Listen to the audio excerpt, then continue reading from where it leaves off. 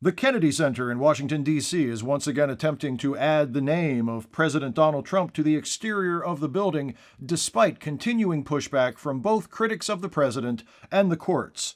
Here with the latest on this story, live from outside the Kennedy Center, is our chief political correspondent. What can you tell us about this latest dispute over the name of the Kennedy Center? As we know, the previous attempt to add the president's name to the facade of the Kennedy Center was struck down in court. At the time of the court's ruling, the lettering on the outside of the building read, "The Donald J. Trump and the John F. Kennedy Center for the Performing Arts." The Donald J. Trump part of that has since been removed, and, as you can see, the front of the building was covered by a tarp. Most recently, the board of the Kennedy Center voted to add different text to the facade so that it would read, "The John F. Kennedy Center for the Performing Arts, restored and renovated by President Donald J. Trump." However, the Kennedy Center board has informed the court that they will not add that additional text until next month due to ongoing legal arguments. So it's a stalemate. Yes and no. The adding of President Trump's name to the Kennedy Center is currently on hold, but that doesn't mean all efforts to leave a lasting impression of the Trump presidency on Washington, D.C. have been abandoned. There are other options being considered. Other options like the enormous and controversial Triumphal Arch that has been proposed to be erected near the Arlington Memorial Bridge. That's one option, yes. What's another one?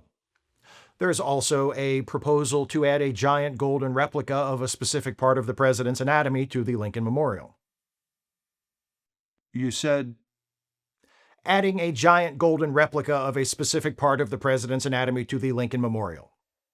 Journalistic rigor demands that I ask, what specific part of the president's anatomy? When I presented this story to our Standards and Practices Department for review, I was told I couldn't get any more specific than that. And now, on a completely unrelated note, I've just remembered that I forgot to put money in the parking meter.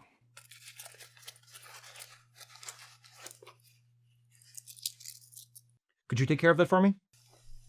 Thank you. Understood. So this specific part of the president's anatomy, a golden replica of this specific part of the president's anatomy, is to be added to the Lincoln Memorial? It hasn't been made public, so it's not official, but my sources inside the White House tell me it's being seriously considered. What are your sources saying in regards to the purpose of this alteration? And by alteration, you mean adding a giant golden replica of a specific part of the president's anatomy to the Lincoln Memorial? Yes. My White House sources tell me this project is motivated by President Trump's strong and sincere desire to add a giant golden replica of a specific part of the president's anatomy to the Lincoln Memorial. That's it? Does he need more of a reason than that? He is the president. That's true. This is what the American people voted for. However, I anticipate some might expect that an alteration this bold being done to an iconic national monument would be intended to send a message. Oh, I think it will definitely send a message. If the president does ultimately decide to move forward with it, that is. And if the relevant authorities allow it. No. What do you mean? Discussions with my sources have given me the impression that whether or not to add a giant golden replica of a specific part of the president's anatomy to the Lincoln Memorial will be an internal White House decision. There are no plans to consult the National Park Service or any other agencies. Can the president do something like this without permission? Why don't you ask the East Wing of the White House about that? You're referring to the portion of the White House complex which was demolished last year to be replaced by a much larger ballroom. Correct. Construction of which was also started without permission from Congress or other overseeing agencies, and which is now stalled by court challenges. True, but look at it this way. If the court does clear the way for construction of the new East Wing, and if the administration also moves forward with this proposal for the Lincoln Memorial, when they're all through, President Trump will have 2 ballrooms. Doesn't this... Apparently, President Trump needs all the ballroom he can get. Doesn't this practice of acting without obtaining permission open up the White House to another situation like the Kennedy Center? What if this proposal is carried out, and then a court rules that it was unlawful. Then, I presume, just like the Kennedy Center, the alterations can be undone. A giant golden replica of a specific part of the president's anatomy can be removed from Abraham Lincoln's forehead just as easily as it can be affixed there. I beg your pardon?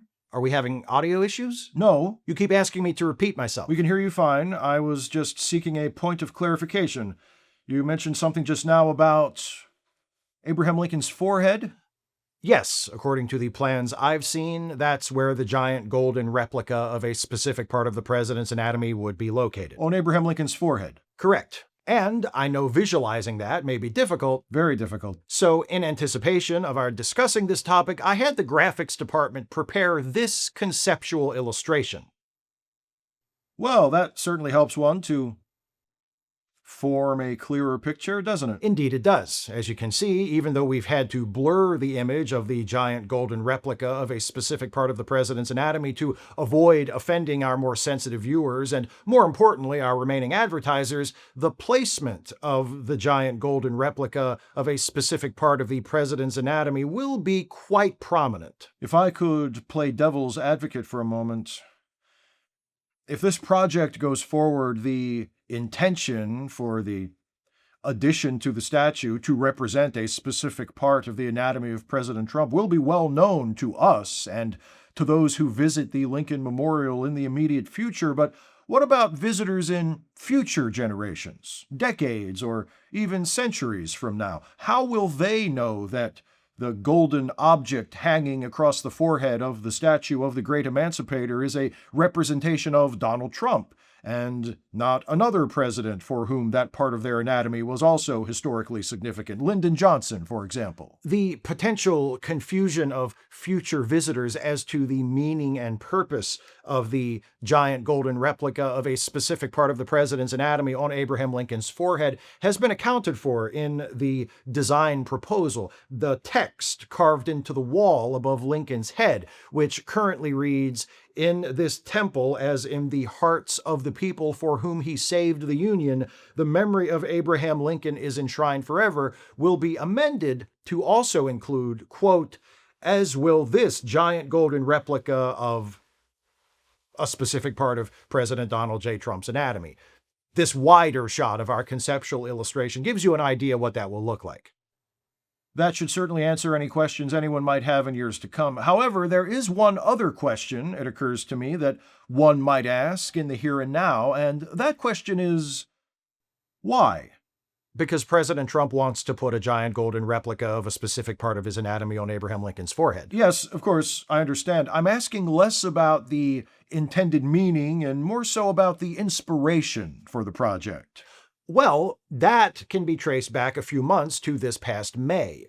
As our viewers may recall, it was at that time when President Trump took his motorcade across the drained reflecting pool which sits in front of the Lincoln Memorial. The purpose of that visit was to inspect the application of the American flag blue coating to the bottom of the pool, which was subsequently sabotaged by knife-wielding, algae-sowing vandals. However, as the president's vehicle passed by the Lincoln Memorial, the president ordered his driver to pause, and the president gazed up at the marble statue of Lincoln, then turned and said to his aide, Natalie Harp, and I'm paraphrasing, "A specific part of my anatomy would look very good on his face."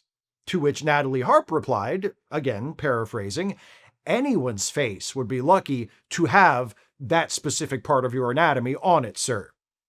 Anyone's. Positive reinforcement is so important. So I'm told. It was shortly after that inspection that President Trump told the press that he had, quote, "a beautiful plan" for the Lincoln Memorial. Some of our viewers may be interested in the finer details of this supplementary sculpture that may be added to the statue of Lincoln. Have your sources told you if this piece will merely symbolize President Trump, or will it be a true-to-life rendering? Are you asking if the giant golden replica of a specific part of the president's anatomy will be based on the specific part of the president's actual anatomy? I am. Yes. That's what the word replica means. Thanks for the vocabulary lesson. And how will this likeness be achieved? It will be achieved through a highly sophisticated, technologically advanced process by which a three-dimensional scan of a specific part of the president's anatomy will be used to create a precisely accurate 3D printed maquette of a specific part of the president's anatomy. This maquette will then be used as a guide by a sculptor who will carve the actual giant replica of a specific part of the president's anatomy from a block of the same Georgia marble from which the Lincoln statue itself is made. That marble carving will then be gilded and bolted onto Lincoln's forehead. Who will be doing the carving? The president has a guy. A guy? He has a guy who specializes in that specific part of the president's anatomy. It's nice to have one close at hand when the need arises. Earlier you alluded to the Kennedy Center situation when discussing the possibility that this alteration to the Lincoln Memorial will be forbidden by the courts. Surely it would not be as simple as detaching the golden anatomical sculpture from the forehead of the colossal statue erected to honor the martyred 16th president and carrying on from there. Have you been told about any specific contingency plans formulated by President Trump in the event he is ordered to pull this specific part of his anatomy off of Lincoln's face? There is a plan in place for such a circumstance, and actually it's very much the same as the plan currently being followed for the facade of the Kennedy Center. In the event that the giant golden replica of a specific part of the president's anatomy is ordered removed after it is attached, instead of immediately removing it, while the court case works its way through the appeals process, the statue of Abraham Lincoln will simply be covered, just as the front of the Kennedy Center has been covered by a tarp. The administration would hide the statue of Abraham Lincoln behind a tarp? Not exactly. Since the giant golden replica of a specific part of the president's anatomy would only alter the appearance of Lincoln's head, that's the only part of the statue that would need to be covered. I've asked the graphics department to prepare another piece of concept art to illustrate what that would look like. A humane and dignified solution, but what about the additional text on the back wall?